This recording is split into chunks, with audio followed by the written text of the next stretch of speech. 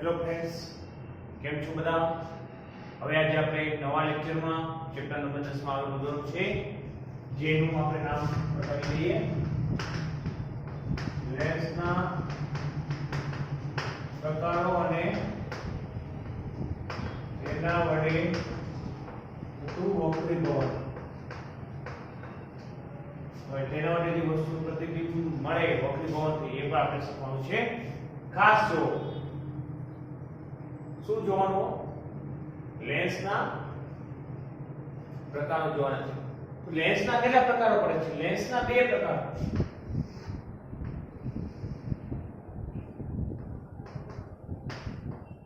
બહિર્ગોળ lens,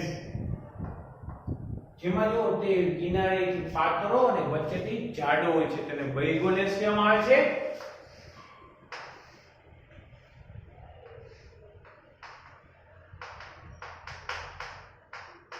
અંતર્ગોળ lens, જે અંતર્ગોળ લેન્સમાં શું જોવા મળશે? કિનારેથી જાડો અને વચ્ચેથી પાતળો હોય છે તેને અંતર્ગોળ લેન્સ કહે છે. આ આખી વાત કોની? લેન્સના પ્રકારો વિશેની વાત થઈ હતી. હવે એના આપણે થોડા પદો અરીસાની જેમ જોઈ લઈએ. સૌપ્રથમ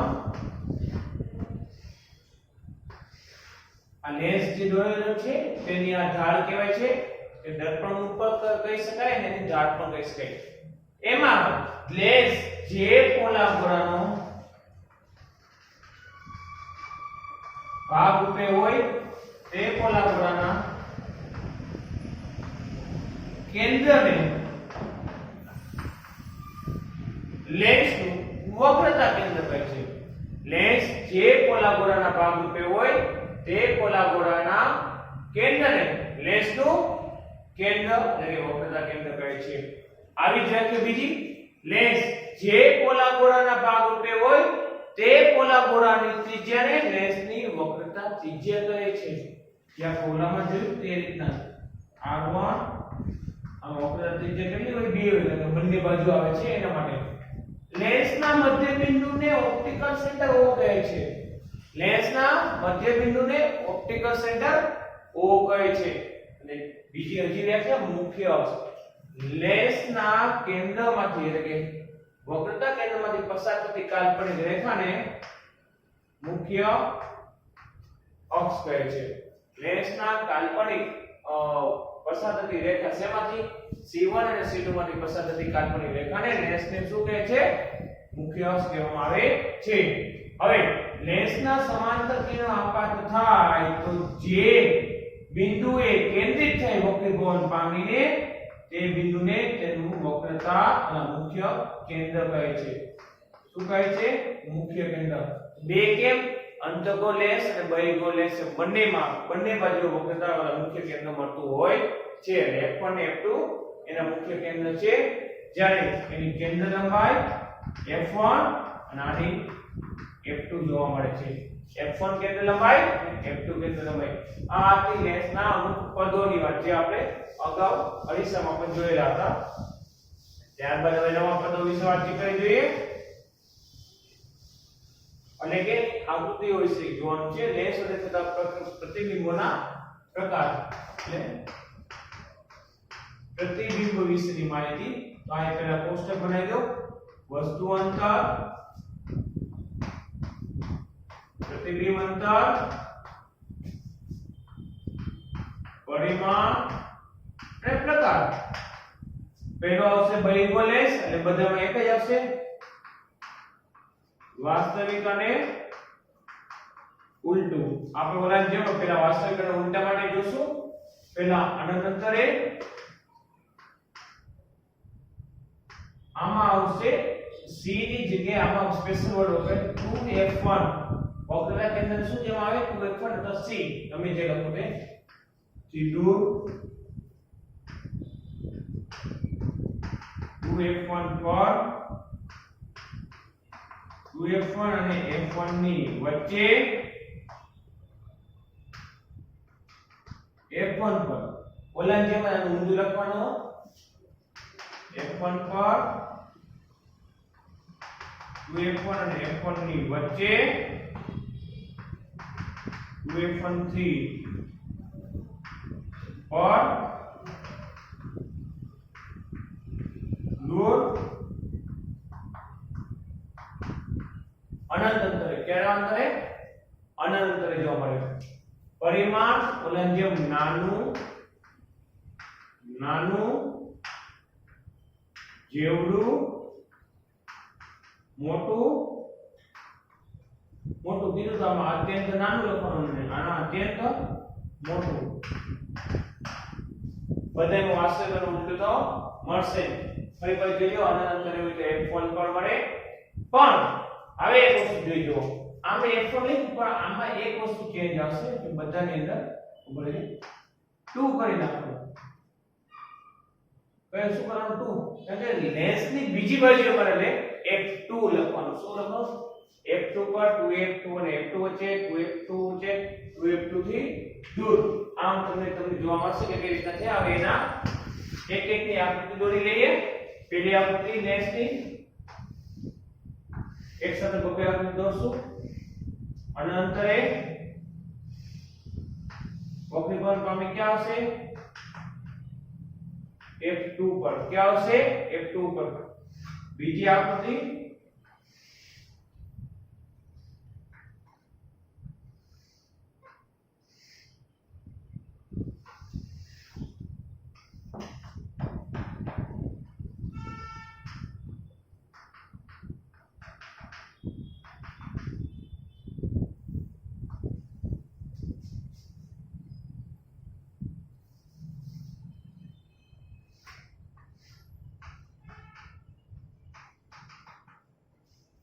જોઈ શકો છો તમે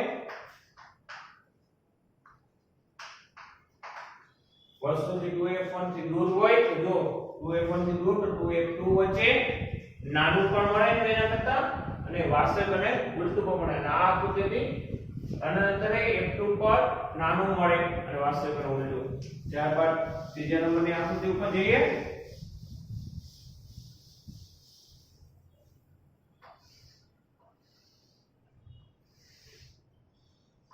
એક્ઝેક્ટ 2f1 ઉપર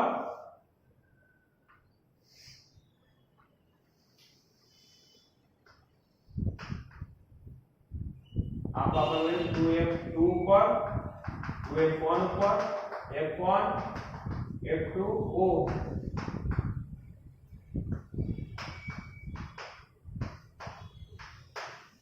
આયા પર જો તમને જોવા મળશે કઈ જગ્યાએ જોવા મળે કે વસ્તુ ab આપીએ ત્યાં આપણે 2f1 ઉપર 2f1 ઉપર તો 2f2 મળે જેવડું એના જેવડું મળે વાસ્તવિક અને ઉલટું પણ જોવા મળે છે ચોથી આકૃતિ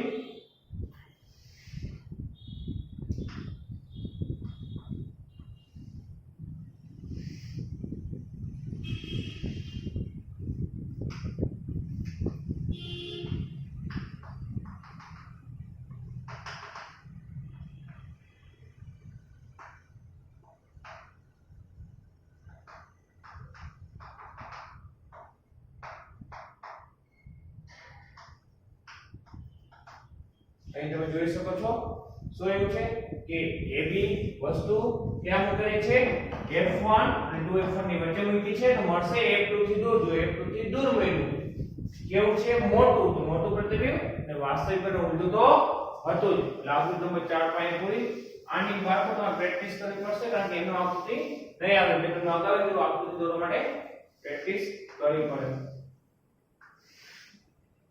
હવે અહીં મૂકી દઈએ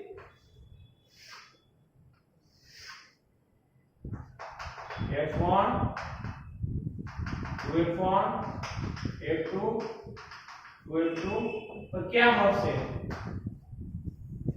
F1 ઉપર મૂકીએ તો અનંત અંતરે અત્યંત મોટું બે કિરણો આગળ જતા ભેગા થશે એટલે બહુ અત્યંત દૂર જોવા મળે છે એના માટેની આખી આકૃતિ આપણે દોરેલી છે છેડી આની અંદર આપણે જોયું તો આભાસી પ્રતિબિંબ માટે ઓલા વખતે પણ આભાસી માટે અલગ કરેલું હતું F1 અને O ની વચ્ચે ક્યાં મૂકવાનું છે F1 અને O ની વચ્ચે તો બીજી બાજુએ મળે છે કોઈ પણ જગ્યાએ કઈ જગ્યાએ મળે છે આમાં લખી દેખાય મેશ ની બીજી બાજુએ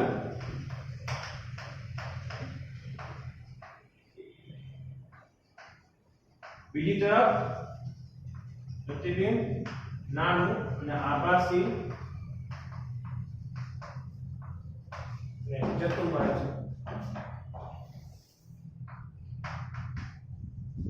છે એક પણ O ની વચ્ચે લેન્સની બીજી તરફ મોટું અને આભાસી એટલે ચતુર્ભુજ છે. જોઈએ અહીંયા આકૃતિ દોરી દઉં.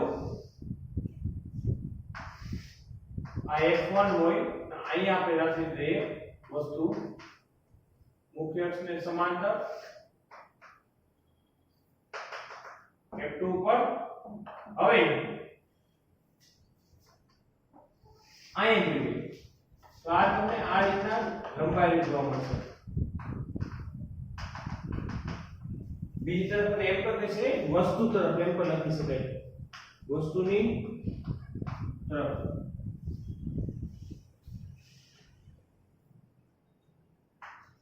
A dash B dash A B હું માનતો હોઉં તો તમને આ લખવું વધારે સરળ પડે. અહીંયા કરી નાખો તમે ભૂલ ન પડે. વસ્તુ તરફ લખી નાખો એટલે વાંધો ન આવે.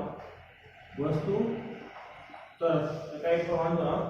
વસ્તુ તરફ તમને પ્રતિબિંબ જોવા મળે. આભાસી ને ચપટું અને વસ્તુ કરતા કેવું હોય છે મોટું જોવા મળે. વસ્તુ કરતા મોટું જોવા મળે. આ વાત થઈ બહિર્ગો લેન્સ માટેની. ત્યારબાદ આવે છે અંતર્ગો લેન્સ. કેના માટે આવશે?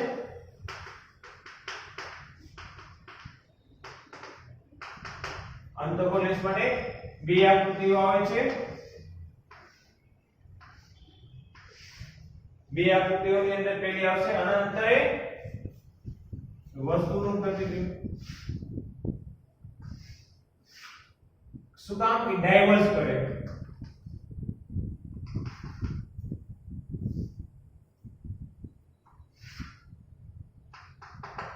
કેવું પ્રતિબિંબ મળે? આભાસી મળે અને F1 લેન્સની પેલી બાજુ મળે. બીજું પ્રતિબિંબ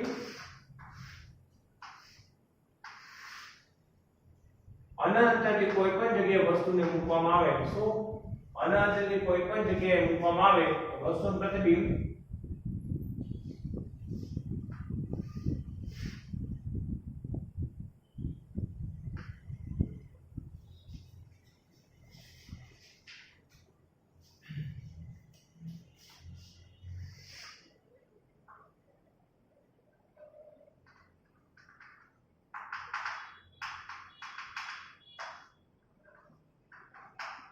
આ રીતના તમને નાનું પ્રતિબિંબ જોવા મળશે. A B A dash B dash A dash અને B dash. આ તમને વસ્તુના પ્રતિબિંબોની માહિતી મળી ગઈ. પ્રતિબિંબ કેવું મળે છે?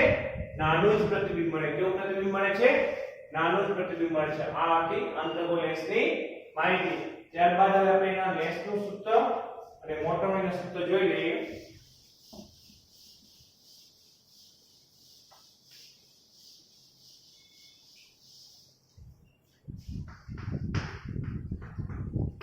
લેન્સનું સૂત્ર થાય 1/v - 1/u બરાબર 1/f. યાદ રાખજો લેન્સનું સૂત્રમાં આટલો ચેન્જીસ છે. વચમાં માઈનસ નિશાની છે. મોટાઉણીનું સૂત્ર છે પ્રતિબિંબ ઊંચાઈ છેદમાં વસ્તુ ઊંચાઈ x dash upon a. અને બીજું સૂત્ર થાય v/u. બેમાં ફેર માઈનસ નિશાનીનો છે. ઓલામાં શું આવશે? v/u કહેવામાં આવે છે. આ હતી મોટોરી અને લેન્સનું સૂત્ર. ત્યારબાદ આપણે એના બે ઉદાહરણ પણ જોઈ લઈએ. તે પછી લેન્સનો પાવર અને આપણે ચેપ્ટરને પૂર્ણાવતિ તરફ લઈ જઈશું.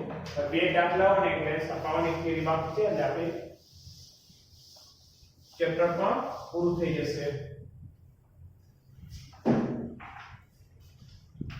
ઉદાહરણ નંબર 10.3 અંતર્ગત લેન્સની કેન્દ્ર લંબાઈ. અંતર્ગત કેન્દ્ર લંબાઈ આપેલી છે 15 સેન્ટીમીટર. માઈનસ શું કામ? અંતર્ગત લેન્સમાં પ્રતિબિંબ મળતું હોય ડાબી બાજુએ મળે એટલે કેન્દ્ર લંબાઈ નેગેટિવ હોય. હવે પ્રતિબિંબ અંતર તમને આપેલું હોય -15 સેન્ટીમીટર. જો એક અંતર્ગત કે લેન્સની કેન્દ્ર લંબાઈ 15 સેન્ટીમીટર છે. લેન્સ વસ્તુને લેન્સથી કેટલા અંતરે રાખવી જોઈએ જેથી પ્રતિબિંબ 10 સેન્ટીમીટર મળે? તો વસ્તુ અંતર ગોતવાનું છે. પ્રતિબિંબ અંતર આપણે આપેલું જ છે.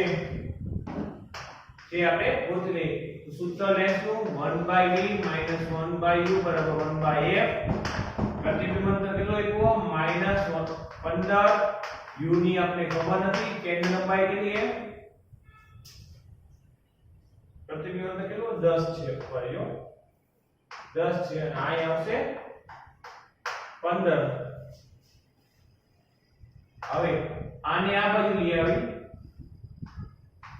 અને આ બાજુ લઈ આવી -1/10 માઈનસ એટલે પ્લસ 1/15 1/u છેદમાં આવશે 10 એટલે 15 એકા 15 10 એકા 10 છેદમાં 15 ગુણ્યા 10 આવશે -5 ના છેદમાં 150 1/u જવાબ આવશે u બરાબર 30 છેદ ઉડી ગયો 30 જવાબ આવે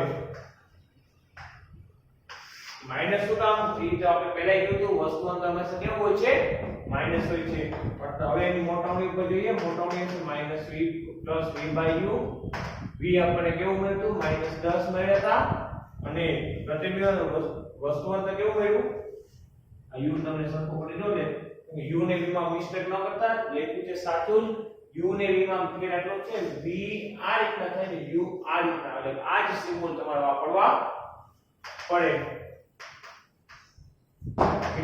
પ્લસ કરીએ 1/3.33 મોટોની થાય કેટલી થાય 0.33 મોટોની થઈ આ દાખલો જોઈ લો તમે તો એ 10.4 દાખલો પર આવેલ વસ્તુ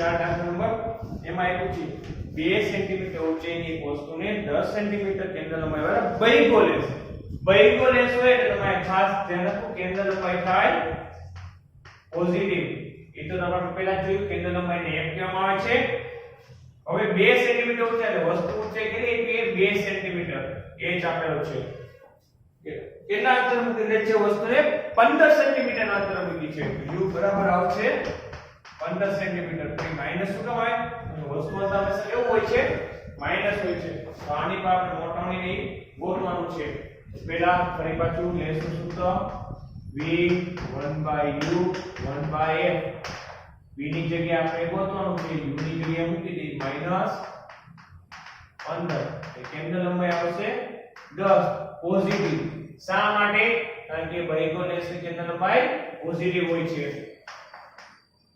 minus minus plus 1/15 1/10 અહીં આવશે 1/v બરાબર 1/10 minus 1/50 લસાઅ 15 minus 10 છેદમાં 150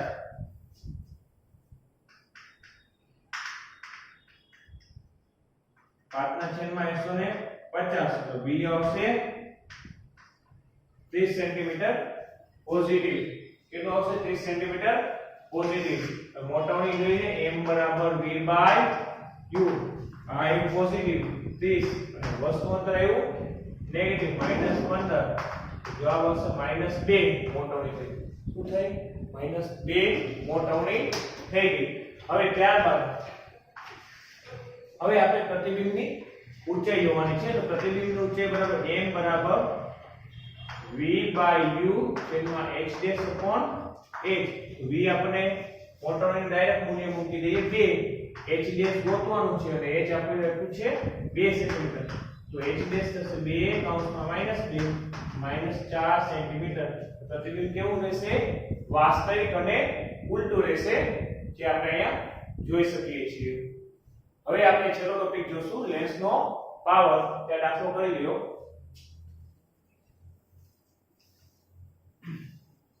પોઝ કરીને તમે દાખલો જોઈ લેજો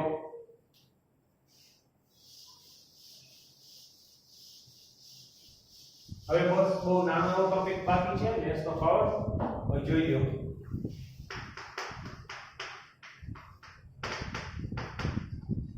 લેન્સનો પાવર શું કહેવાય તો એ સાદી અને સિમ્પલ વ્યાખ્યા આપી દો લેન્સનો પાવર બરાબર કેન્દ્ર લંબાઈનો વ્યસ્ત. લેન્સનો પાવર એટલે શું થાય? આપેલા લેન્સની કેન્દ્ર લંબાઈના વ્યસ્તને લેન્સનો પાવર કહે છે. લેન્સના પાવરની ઓરિજિનલ વ્યાખ્યા જોવા જાવ તો એવી થાય કે કોઈ પણ લેન્સ વડે પ્રકાશના કિરણોને કેન્દ્રિત કે વિકેન્દ્રિત કરવાની ક્ષમતાને લેન્સનો પાવર કહે છે. તો એની કરતા તમને સરળ પડશે આ. લેન્સના પાવરનો સિમ્બોલ P છે, કેન્દ્ર લંબાઈ આપણે 1 કહીએ છીએ. એટલે રેસિપ્રોકલ ઓફ ધ 1 અને તેનો એકમ ડાયોપ્ટર છે. શું છે? ડાયોપ્ટર છે. અને કેન્દ્ર લંબાઈ બાળકો હંમેશા મીટરમાં હોવી જોઈએ. શેમાં હોવી જોઈએ? મીટરમાં. આ વસ્તુ હાઇલાઇટ કરજો. અને બીજી વસ્તુ બહિર્ગોળ લેન્સનો પાવર અને અંતર્ગોળ. બહિર્ગોળનો પાવર પોઝિટિવ અને અંતર્ગોળનો નેગેટિવ આવે છે.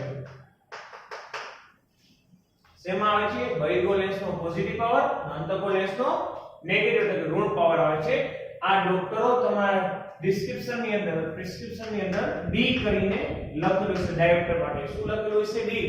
જે લેન્સ આપણે જે તમને નંબર કાઢી દેવામાં આવે એ પોઝિટિવ નંબરના છે કે નેગેટિવ નંબરના છે તમે ચેક કરી શકો. એક આપણે દાખલો લઈ લઈએ કે કોઈ વ્યક્તિને આપણે નજીક દૂરનું જોવામાં તકલીફ પડે છે. એ દ્રષ્ટિની ખામી વિશે આપણે પછી ચર્ચા કરીશું. તો એને અંતર્ગોળ લેન્સ આપેલો છે. કેવો? અંતર્ગોળ લેન્સ. અને તેની કેન્દ્ર લંબાઈ 20 સેન્ટીમીટર છે. કેટલી છે? 20 સેન્ટીમીટર. તો તેનો પાવર કેટલો થઈ ગયો? તેનો સૂત્ર મૂકવાનું P બરાબર 1/a. પછી એક કેન્દ્ર લંબાઈ મૂકવાની તો કેન્દ્ર લંબાઈ 20. તો માઈનસ શું કામ? કે અંતર્ગોળ લેન્સની કેન્દ્ર લંબાઈ -19 સેન્ટીમીટર ને મીટરમાં ફેરવવાનું. બિંદુ બિંદુ ગયું 5. તો જવાબ આવે -5 ડાયોપ્ટર. લેન્સનો પાવર થયો. આ રીતે તમે કોઈ પણ દાખલાનો જવાબ તમે મેળવી શકો છો. પણ ભૂલ એ ન થાય કે લેન્સના પાવરનો એકમ ડાયોપ્ટર છે ને કેન્દ્ર લંબાઈ હંમેશા મીટરમાં હોવી જોઈએ. અહીં આપણે આ ચેપ્ટર સમાપ્ત કરીએ છીએ. આ બને એટલી વિડિયોને રિવાઇન્ડ કરી જોઈ લેજો એટલે કઈ ભૂલ પડે નહીં. Thank you.